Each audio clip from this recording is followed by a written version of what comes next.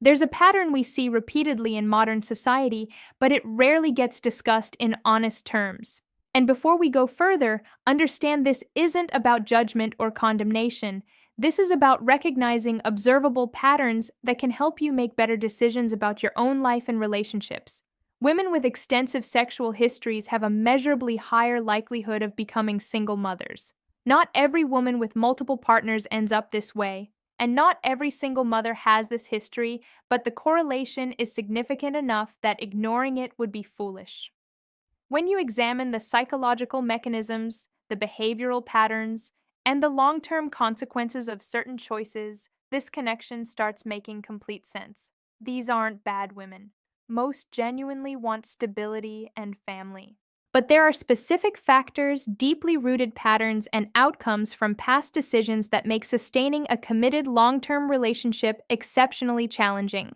I'm going to walk you through 5 distinct connections between extensive sexual history and the probability of single motherhood. The first involves fundamental changes in how bonding works. The third reveals why certain relationship expectations become impossible to meet. And the final connection shows how these patterns create a cycle that feeds itself.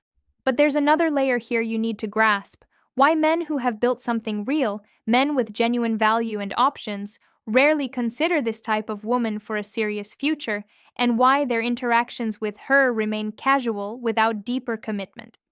Let me explain everything. But first, you need to understand something about human psychology that changes this entire conversation. Let's start with basic biology and psychology. When you engage in sexual intimacy, your brain releases powerful neurochemicals, specifically oxytocin and vasopressin.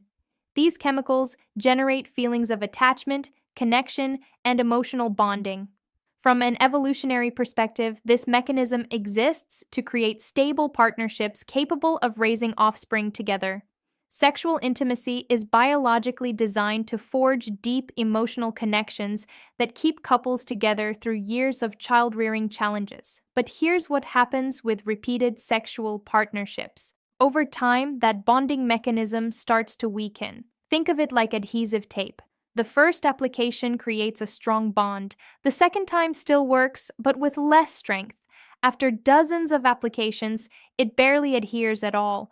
The human brain wasn't designed for repeated bonding and unbending cycles. Each time you form a sexual bond with someone and it dissolves, that mechanism degrades slightly. After enough repetitions, the capacity to form profound and lasting attachments becomes seriously compromised.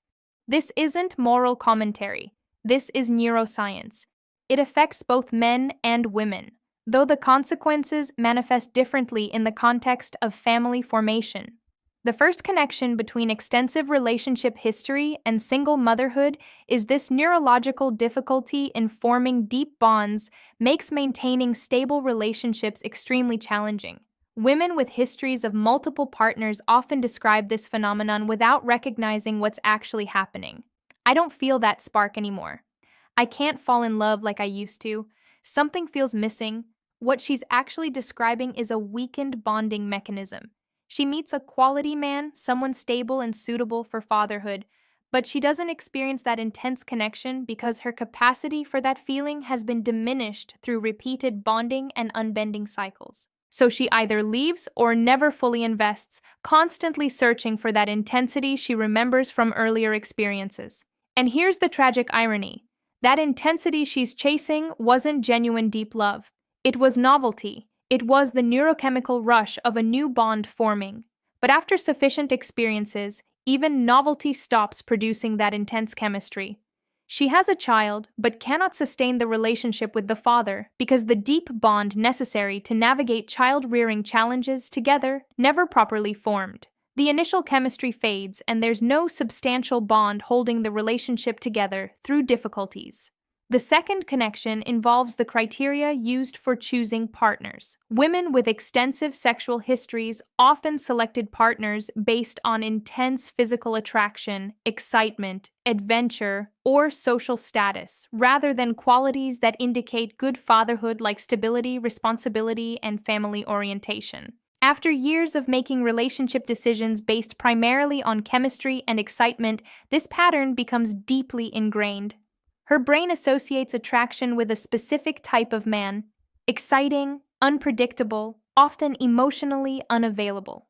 So when pregnancy occurs, it's frequently with exactly that type: the man who generates maximum chemistry but minimum stability, the one who's thrilling short term but terrible father material long term. Meanwhile, stable, reliable, family oriented men who would make good fathers don't trigger that same intense chemistry. Her brain categorizes them as boring because she spent years conditioning herself to associate attraction with a masculine energy fundamentally incompatible with stable fatherhood. She ends up having a child with a man completely unsuited for committed fatherhood. When the inevitable happens and he's absent or abandons responsibility entirely, she's left as a single mother. The third connection involves expectations. Years of multiple partners frequently create completely unrealistic expectations about how stable relationships should feel. When you spend years experiencing only the honeymoon phase with different partners, that initial period of chemical intensity, novelty, and constant excitement, your brain begins believing that's how love should always feel. You never experienced what comes after that phase: the building stage of commitment, navigating conflicts, routine, mature love that's less intense but deeper.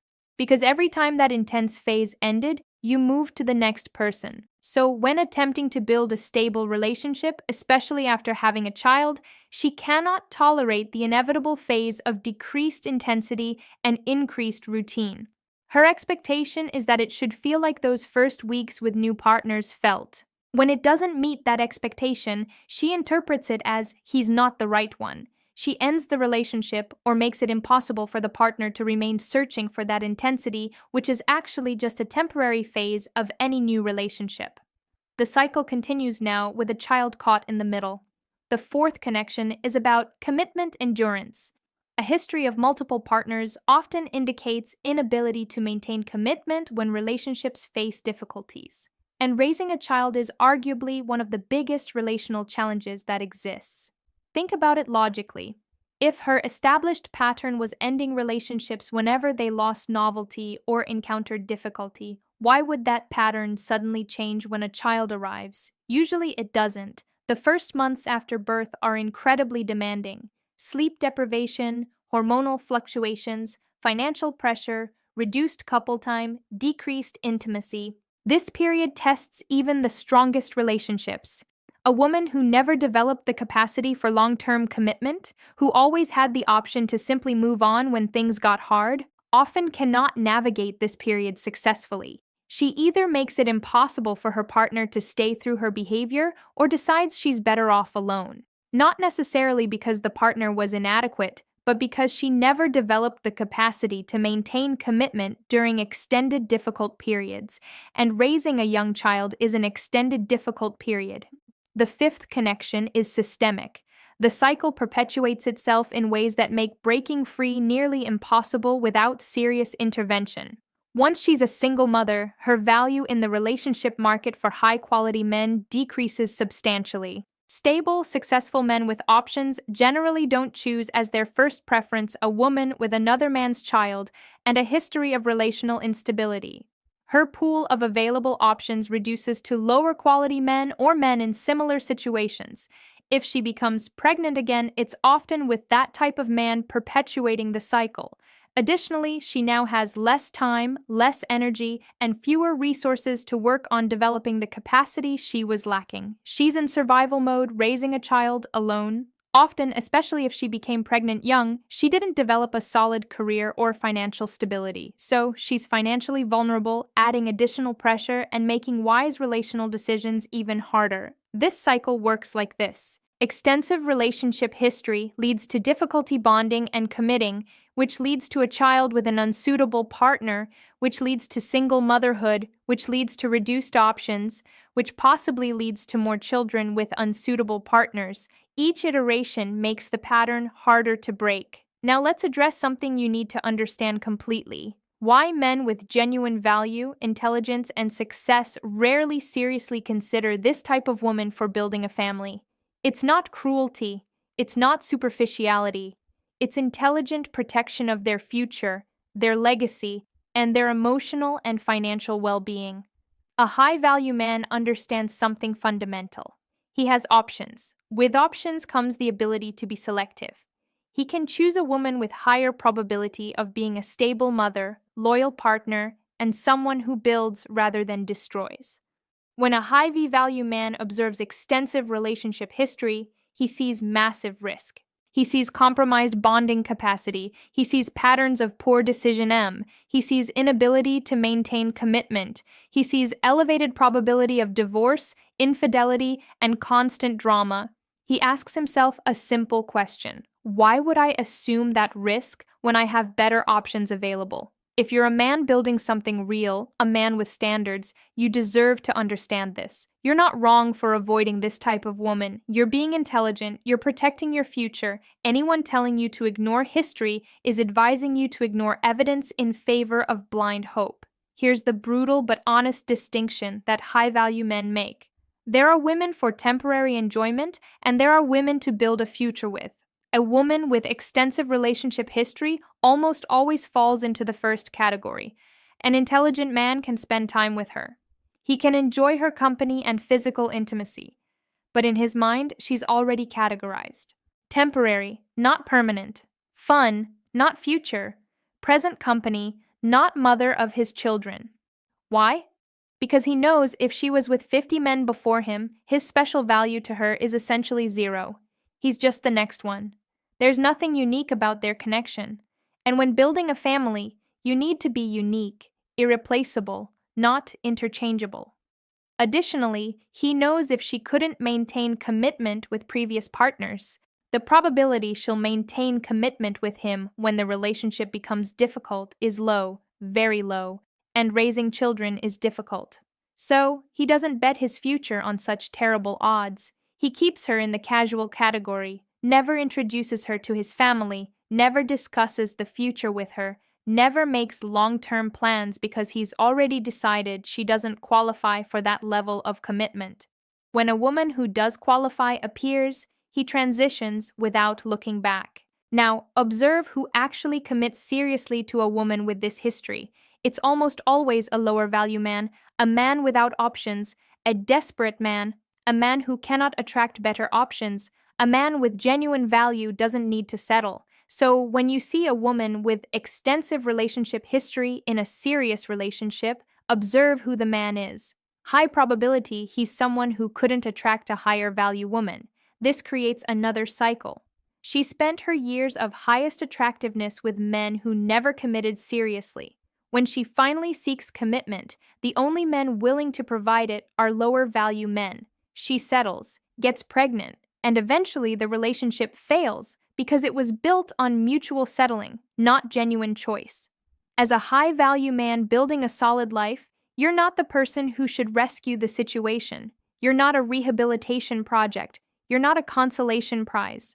Your value deserves a woman who chose wisely from the beginning, who preserved her bonding capacity for the right man who can genuinely commit to you. Let me tell you something you probably already knew instinctively, but society tried to reprogram. Your instinctive hesitation about committing to a woman with extensive relationship history is correct. It's not superficiality, it's not insecurity, it's evolutionary wisdom protecting your future. Men for thousands of years avoided committing resources to women with extensive relationship history because the odds of relational success are demonstrably lower. You, as a modern man, have the same right to protect your emotional, financial, and genetic investment. When society tells you to ignore history, it's telling you to ignore evidence of commitment capacity. It's telling you to bet your future against terrible odds. As an intelligent man, your correct response is no. Not all men have standards. Not all men think long-term, but you do. And that separates you. That makes you a man of genuine value who deserves a woman of genuine value. Why do you need to understand this so deeply? Because if you're considering a serious relationship or family with a woman who has this history, you need to know what odds you're facing. It's not guaranteed. It's not inevitable destiny, but it's significantly elevated risk. You can decide if you want to assume that risk with eyes open or if you prefer seeking a partner with a history indicating higher probability of stability. If she has multiple children from multiple fathers, that's an extremely strong indicator of these patterns. It's not a character judgment, it's an observation of a behavior pattern that has repeated multiple times. If you plan to have children with her, ask yourself honestly, what evidence do I have that this time will be different? Has she done serious internal work addressing these patterns? Or does she simply hope that because you're different, the result will be different? Because if she hasn't fundamentally changed, the odds are you'll end up as another father visiting your child on weekends while she repeats the same cycle. You, good man, man with value, deserve better than that. Let me state a truth nobody wants to hear. But you need to understand these patterns don't fix themselves. They don't fix with love. They don't fix with you being a good man. They require deep internal work, often with professional help. If a woman with this history hasn't done that work consciously, if she doesn't recognize these patterns in herself, if she hasn't spent years developing the capacity she lacks, the probability she'll end up as a single mother again is high. Your role is not to be her repair project. Your role is not to be different from all the others, hoping that changes her ingrained patterns. Your role is to choose a partner who has higher probability of being a stable mother for your children. That may sound harsh, it may sound unromantic, but raising children is a responsibility spanning decades. Choosing the mother of your children based on hope instead of evidence is one of the riskiest decisions you can make. So, what should you look for instead? Look for a woman whose history indicates capacity for long-term commitment, who has past relationships that lasted years, not months, who, when a relationship ended, it was for mature reasons, not because she lost the spark. Look for a woman with a stable life, career, or professional path, organized finances, healthy family relationships, lasting friendships. These are indicators of capacity to maintain long-term commitments. Look for a woman who chooses men consistently. Her partner history should show a pattern of choosing stable men, not a roller coaster of different types from exciting to stable and back. Critical point. Look for a woman who's genuinely comfortable being alone, who doesn't desperately need a relationship, who chose to be with you after a period of being content alone, because that indicates capacity to be in a relationship for the right reasons, not out of desperation or emptiness. As a man of value, you deserve a woman who preserved her bonding capacity for you, who chose wisely, who can genuinely commit. When you find that woman, you know your children will have a mother who can provide the stability they need. The pattern exists, statistics confirm it, psychology explains it. As a high-value man, as a good man building something real, your responsibility is to choose wisely based on evidence, not romantic hope. The decision of who you have children with determines your quality of life for decades. Choose a woman who deserves your commitment. Choose a woman whose history indicates you can honor that commitment. Your future depends on it. If this video revealed patterns you needed to understand before making a decision affecting the rest of your life, subscribe. Every week we discuss truths that protect your future. Comment below. Do you understand now why high-value men are selective about this? Just yes or no? Because at the end of the day, protecting your future isn't selfish. It's intelligent. And intelligence applied to the most important decisions of your life is what separates men who build lasting legacies from men who become cautionary tales. Choose wisely.